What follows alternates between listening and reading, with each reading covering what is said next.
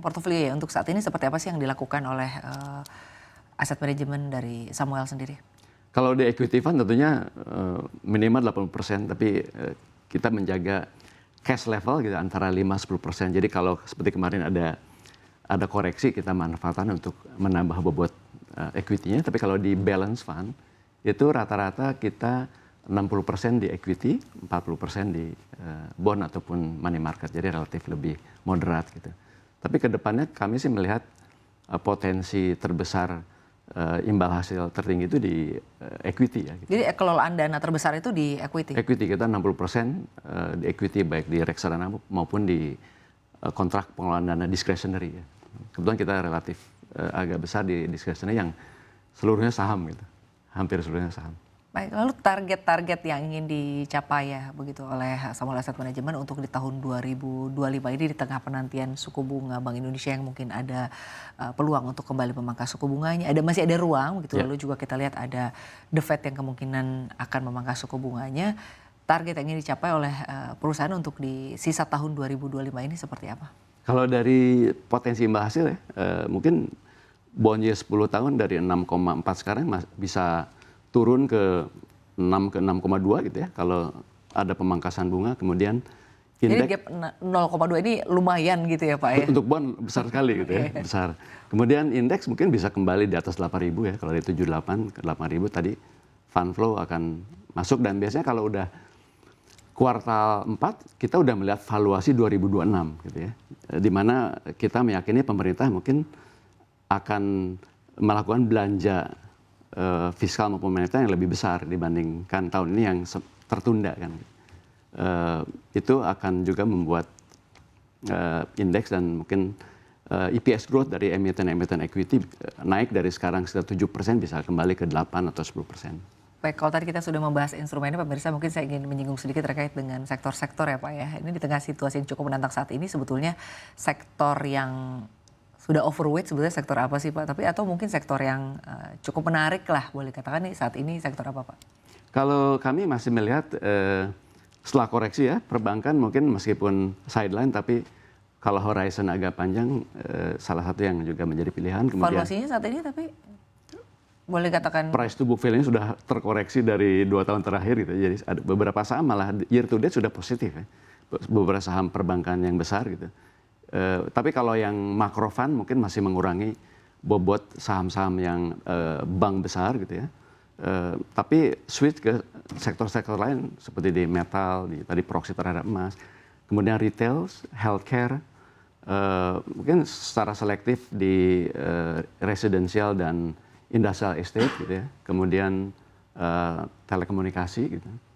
Baik, tapi sektor properti kan juga kalau kita lihat ya Pak, ini pergerakannya sempat menarik ya, tapi kan sektor properti ini juga sektor yang boleh dikatakan cukup banyak bantuannya dari pemerintah begitu ya, ada insentif-insentif yang diberikan oleh pemerintah dan juga kita lihat ada PPN 0% yang diperpanjang, lalu kita lihat ada suku bunga yang sudah mulai menurun dan ini juga mungkin diharapkan bisa menjadi pendorong begitu bagi sektor properti dan utamanya mungkin harapannya bisa berdampak juga ke saham-saham di sektor properti begitu. Yeah. Nah Anda sendiri melihatnya masa depan dari saham-saham di sektor properti Pak di tahun 2025 seperti ini kan kalau kita lihat insentifnya terus diberikan oleh pemerintah dan juga terus diperpanjang begitu. Kalau residensial mungkin tidak sebaik 10 tahun terakhir ya, karena perubahan lifestyle dari profesional muda yang mungkin merasa tidak memerlukan membeli rumah, cukup menyewa gitu. Tapi kalau yang menarik sebenarnya industrial estate gitu ya, karena ada kemungkinan dengan tarif Indonesia yang lebih kompetitif dibanding negara lain itu ada relokasi industri. Jadi industrial estate di Indonesia ini cukup kompetitif Pak kalau dibandingkan misalnya dengan negara-negara tetangga begitu? Ya, dengan dibukanya makin banyak kawasan ekonomi khusus ya di beberapa industrial estate yang dibangun dan sudah ada gitu, itu membuat beberapa manufaktur luar negeri yang terkena tarif lebih tinggi dibanding Indonesia mengalihkan produksinya ke sini. Dan itu terlihat memang di bulan Juli sudah ada penambahan gitu ya, belanja modal di beberapa kawasan ekonomi khusus tadi di industrial estate, terutama yang memiliki pelabuhan, kemudian dekat dengan akses logistik gitu. Dan kita melihat memang mulai banyak, paling nggak ada pertanyaan, kemudian ada pembelian di industrial estate itu gitu. Baik Pak, ada yang ingin saya tanyakan juga Pak, ini yang selalu berkait dengan suku bunga ini saham-saham di sektor teknologi begitu ya. Anda sendiri melihatnya untuk saham-saham di sektor teknologi yang selalu identik dengan suku bunga dan juga pembiayaan untuk saat ini sebetulnya secara valuasi atau mungkin big picture-nya ya Pak ya, ini seperti apa sih gitu. Apakah pergerakannya akan cukup menarik atau sebaiknya pelaku pasarnya disclaimer on wait and see dulu begitu ya. Lebih baik mungkin berinvestasi di instrumen-instrumen investasi lain atau mungkin di sektor-sektor lain yang juga cukup promising untuk saat ini. Kalau untuk sebenarnya saham teknologi di Indonesia tidak seperti Amerika. Kita tidak punya perusahaan punya AI gitu ya. Di kita lebih fokusnya perusahaan seperti telekomunikasi atau data center gitu ya. Mungkin yang menarik adalah kemungkinan perang tarif antar provider telekomunikasi sudah berakhir gitu. Mereka lebih mungkin menjaga. Kemudian ada konsolidasi kan, ada akuisisi, merger, itu juga akan menjaga. Korporasi ya.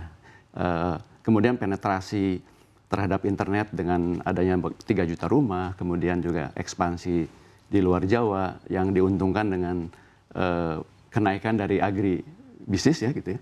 Kalau kita lihat kan beberapa ekonomi di luar Jawa itu kenaikan pertumbuhannya lebih tinggi dibanding Jawa gitu karena diuntungkan oleh kenaikan harga-harga tadi soft commodity. Nah itu penetrasi telekomunikasi di luar mungkin pertumbuhan lebih besar, baik melalui jaringan fix maupun lewat pita lebar gitu ya.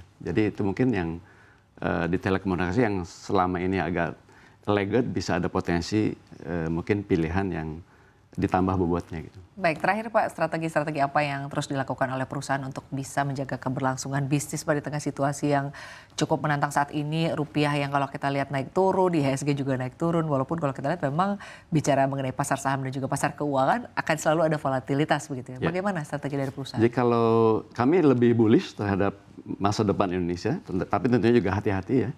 Kita menyebutnya sebagai adaptive investing, beradaptasi, jadi tidak hanya melihat fundamental, tapi juga melihat fund flows, kemudian aspirasi pemegang saham, dan secara taktis mungkin menyusun ulang berapa rasio kas terhadap aset kelas, sehingga pada saat ada volatility itu kita bersahabat dengan volatilitas, sehingga bisa memperoleh imbal hasil yang lebih baik gitu.